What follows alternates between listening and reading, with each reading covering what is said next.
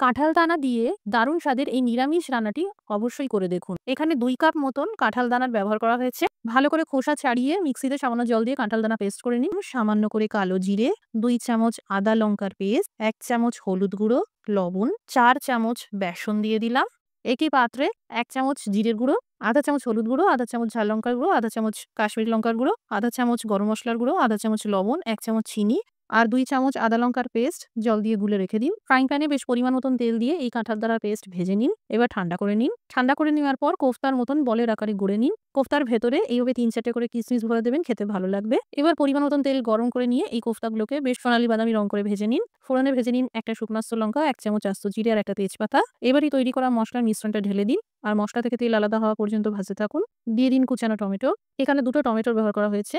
৩-৪ minute ভেজে নেওয়ার পর ২ চামচ পোস্তর সাথে ২ চামচ মগজদানা সামান্য জল দিয়ে বেটে দিয়ে দিন। ১ গ্লাস গরম জল, স্বাদমতো লবণ মিশিয়ে নিয়ে কম আঁচে ঢেকে ২ মিনিট রান্না করুন। এবার ভাজা কোফতাগুলো দিয়ে দিন। সবশেষে ১/২ চামচ গরম মসলার গুঁড়ো আর ১ চামচ ঘি মিশিয়ে দিন।